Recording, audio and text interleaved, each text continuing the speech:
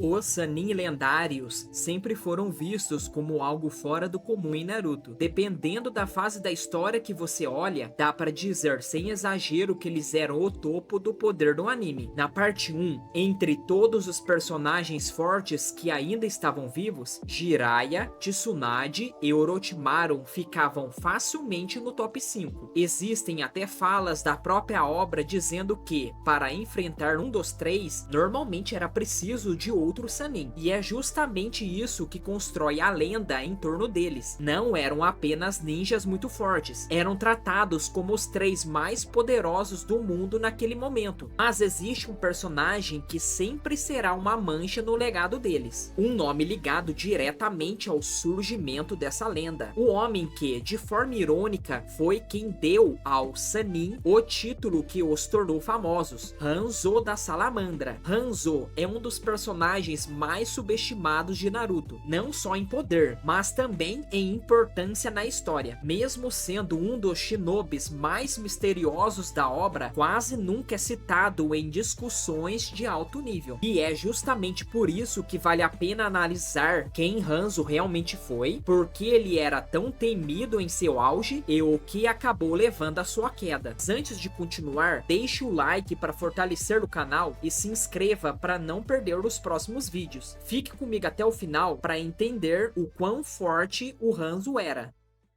Quando falamos de Hanzo, o melhor ponto de partida é a sua ligação com os Sannin lendários. Foi ele quem literalmente criou essa lenda. No flashback do Jiraiya, vemos o trio antes mesmo de receber esse título. Hanzo enfrenta os três, reconhece a força deles e então os nomeia como os três grandes shinobis de Konoha, os Sannin lendários. Em vez de matá-los, ele poupa suas vidas e exige que carreguem esse nome a partir daquele momento. O terceiro Databook deixa isso ainda mais claro. Hanzo era um nome lendário e estava sozinho no topo. Um ninja tão famoso que atravessa os campos de batalha montado na sua salamandra invocada. Foi durante a Segunda Grande Guerra Ninja que ele deu a Jiraiya, Tsunade e Orochimaru o título de três grandes shinobi, espalhando a fama do Sannin por todo o mundo ninja. Narrativamente, isso coloca Hanzo acima do Sannin no auge, e não só por simbolismo. A própria obra o trata quase como um invencível. Em uma cena, Jiraiya questiona um ninja da chuva sobre uma guerra civil e a resposta é direta. A guerra já tinha acabado porque Pain derrotou a Megakure completamente sozinho. Ao ouvir isso, Jiraiya ficou claramente chocado e diz que aquilo era inacreditável. Por mais forte que o Pain fosse, todo shinobi conhecia o nome do antigo líder de Amegakure. Para o Jiraiya, era simplesmente absurdo imaginar alguém derrotando Hanzo sozinho. E esse momento é muito importante. Jiraiya não diria algo assim sobre qualquer um. Naquele ponto da história, ele ainda nem conhecia Pain. Então não era uma comparação direta. Ele realmente acreditava que era impossível uma única pessoa derrotar o Hanzo. Isso levanta uma questão interessante. Será que o Jiraiya teria a mesma reação se o derrotado fosse alguém como Hiruzen, Minato, Orochimaru ou até o Itachi? Aqui já entramos no campo das suposições, então é algo que precisa ser visto com cuidado. Olhando para o próprio Hanzo, dá para usar o Sannin como base para medir seu poder. No auge, ele estava claramente acima deles, e também acima das versões que eles tiveram depois, pelo menos até a Quarta Grande Guerra Ninja. Essa diferença é importante principalmente no caso do Orochimaru, que mais tarde ganha um corpo cheio de células do Hashirama. Essas células aumentam absurdamente os atributos físicos quanto os jutsus. Então essa versão não serve como comparação justa de poder. O motivo de falarmos das versões no auge do Sannin é simples. Foram essas versões que enfrentaram Hanzo. Naquela época, eles provavelmente estavam no melhor momento físico, mas Mais tarde, na luta contra Kabuto, a própria Tsunade admite que os reflexos e a precisão dele superavam os dela, mesmo quando ela estava no seu melhor, o que mostra que ela já tinha passado dessa fase. Além disso, ela desenvolveu sua fobia ainda na Segunda Grande Guerra Ninja, após a morte de Dan, o que causou uma queda enorme no seu desempenho. Portanto, como Tsunade enfrentou Hanzo nessa mesma guerra, é bem provável que ela estivesse no seu melhor momento antes da morte de Dan. E como os Sannin sempre foram mostrados como equivalentes entre si, faz sentido assumir que todos alcançaram seu auge mais ou menos na mesma época. Isso coloca Hanzo acima de qualquer personagem que seja igual ou mais fraco que um dos Sannin em base.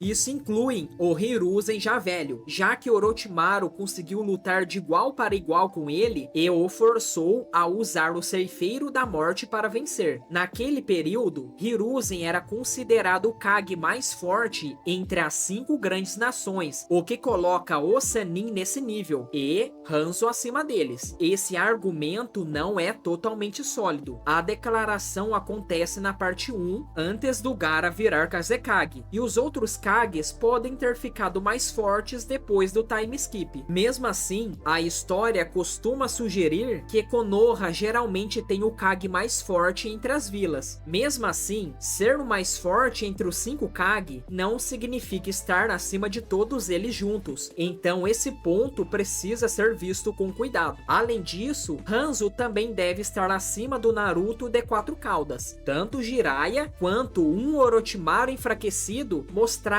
ser capazes de enfrentá-lo. Orochimaru chegou a competir fisicamente com essa forma do Naruto, segurando por um tempo um dos braços de chakra e acertando golpes direto no rosto dele, mesmo estando em desvantagem geral. Jiraiya também conseguiu conter o Naruto, e ele mesmo afirma que capturar alguém com vida é muito mais difícil do que simplesmente matar. Não sabemos exatamente como ele suprimiu o Naruto, apesar de ele ter selos de contenção. Ainda assim, Jiraiya orienta Kakashi a usar o selo antes da segunda cauda aparecer, o que indica que esse tipo de selo perde eficiência conforme mais chakra aparece. Isso bate com o fato de Yamato ter sido escolhido justamente por sua capacidade de suprimir o chakra da 9 caudas. Se os selos fossem suficientes em qualquer situação, não haveria razão para o Yamato ter esse papel específico. Já quando entramos nas formas mais avançadas do Sannin, como o modo sábio da Hydra ou o Byakugo da Tsunade, essa comparação direta deixa de funcionar bem. Não há indícios de que essas transformações aumentem todos no mesmo nível. O quanto cada um amplifica o poder é difícil de medir. Existem argumentos por aí de que o modo sábio do Jiraiya aumenta o poder em 10 vezes, mas isso já é questionável por si só. E mesmo se aceitássemos esse valor, ele não ajuda a comparar com outras transformações. Além disso, é bem possível que cada um dos Sannin tenha aprendido essas técnicas depois de seguirem caminhos separados e deixarem de lutar juntos. Mesmo assim, existe um argumento razoável de que o Hanzo estaria acima do Jiraiya em modo sábio. Não há uma fala direta confirmando isso, mas quando Jiraiya diz que ninguém poderia derrotar o Hanzo sozinho, e levando em conta que ele conhecia bem o próprio poder, é lógico pensar que ele também se incluía nessa ideia. Alguns podem dizer que o modo sábio do Jiraiya não conta como sozinho, já que ele depende de Shima e Fukasaku. Porém, a própria obra trata os animais e insetos usados em jutsus como armas ou ferramentas do ninja. Se isso se aplica aos sábios sábios é discutível, mas essa leitura existe dentro da narrativa. Existe ainda outra forma de calcular o Hanzo acima do Jiraiya em modo sábio, usando o Pen como referência.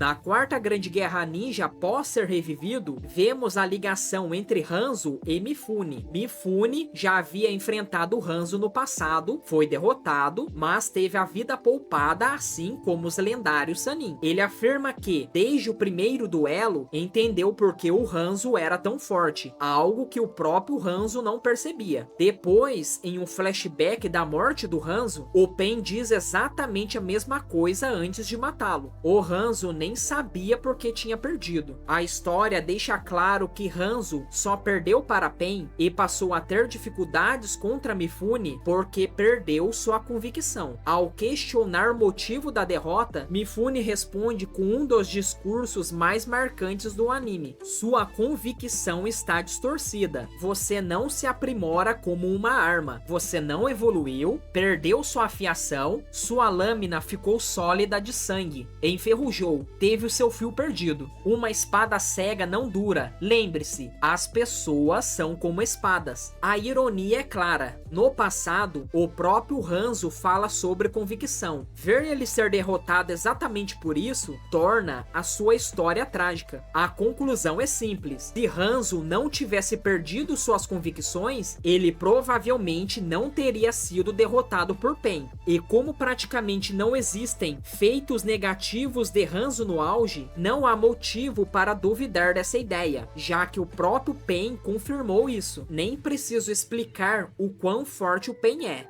Líder da Akatsuki, invicto até então, acima do Jiraiya em modo sábio e no nível do Naruto em modo sábio. Dado isso, e sem falhas no auge do Hanzo, é plausível colocá-lo em um patamar acima do próprio Pain. Vale lembrar que a convicção de Hanzo era dominar e unificar o mundo inteiro, então ele ser o mais forte do mundo no auge não é algo absurdo. Ainda mais quando, ao recuperar essa convicção, ele simplesmente ignora as marcas de controle do Edo Tensei, o que já diz muito sobre o seu nível. Quanto ao arsenal, Hanzo não é muito versátil. No básico, com a ajuda do respirador, ele se torna praticamente imbatível em combate subaquático, rivalizando até com alguém como Kisame. Sua principal força, além da foice e da corrente, é o veneno. O veneno da salamandra usado em suas lâminas é dito como fatal em até 48 horas após entrar no corpo, o que o coloca em um patamar parecido com o veneno do Sasori. Além disso, a própria salamandra pode produzir veneno, o que só reforça o quão mortal Hanzo era em combate. No fim, a pergunta é simples: se Hanzo não tivesse perdido suas convicções, alguém realmente teria sido capaz de derrotá-lo? Ou ele sempre foi o verdadeiro monstro esquecido do mundo ninja? Se você curtiu o vídeo, deixa o like, se inscreve no canal e confere o próximo vídeo que tá aparecendo na tela agora. E se quiser apoiar ainda mais, vire membro do canal. Obrigado e até o próximo vídeo.